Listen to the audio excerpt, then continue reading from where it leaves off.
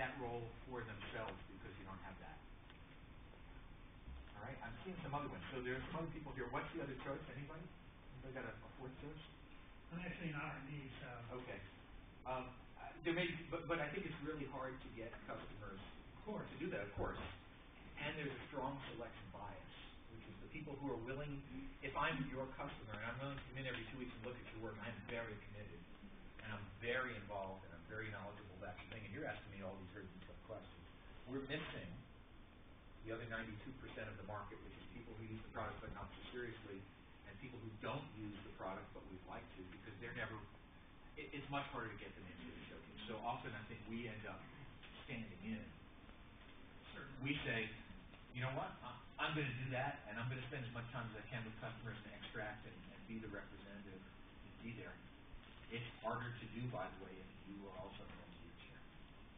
Right? Seems like it's especially hard to do. The product's entirely web-based. My product is, it's hard to follow people from Indonesia to our office. Good point. I wonder if there's some, WebEx thing where now, of course, there's a time change, nighttime in Indonesia, but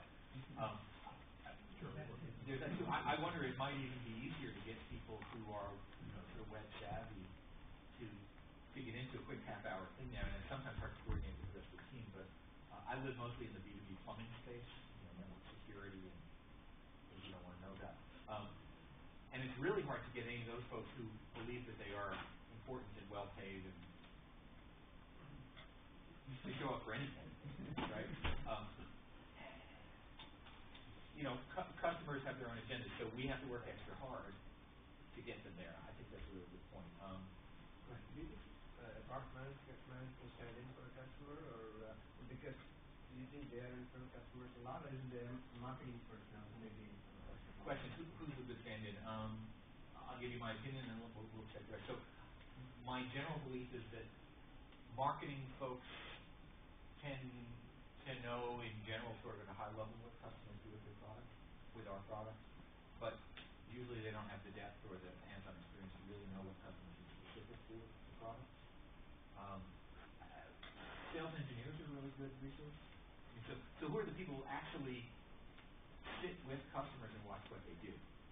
Sales engineers. You might get sometimes there's some really good folks in tech support. Right? The question is, who are the people who walk in and see global product management? Not the people who get the purchase order, not the people who write the brochures, often not the product managers, but who are the people who really are the, right? They feel it here, they know it here, and generally it doesn't line up by title, right? When you look at your company, you know who those people are. Probably the ones closest to the customer are the people in professional services, client services, who have seen it implemented in 20 different. That's great. And by the way, they know something else too. So the folks in professional services know that they make $7 of consulting off of every dollar of revenue that you ship, and that if you add that feature to the product, it's probably good for the customers, but you might want to run the back numbers too to find out if it's completely gut to the consulting organization, right? I mean, yes, the professional services folks actually sit with and paper over the feature problems of your product. They're great. Go ahead. If you have a user experience team and usability people, these are great people to leverage, right? To kind of define personas with you that you use for IT services if you don't have actual customers coming in. You can have sort of like this archetype of the customer and written up basically documented that it's the user separately. And then also you can get representatives of customers coming in and doing usability studies as well, and food solutions like that. And just to echo that, a lot of the folks, the good folks in the design and user experience community understand that products aren't just features. The products fit in an overall theme, and they tell stories, and people relate to them, and often the designer folks have a much better view of what customers care about, and it may have nothing to do with features, than those of us who are very, is it left brain? Right? Those of us who are very, linear and organized, and you got to get from here to there and sort the features for me because that's going to work. Miss the point.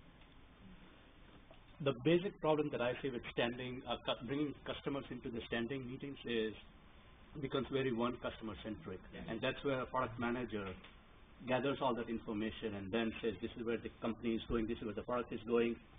So is there anybody here from Salesforce? Salesforce.com? No?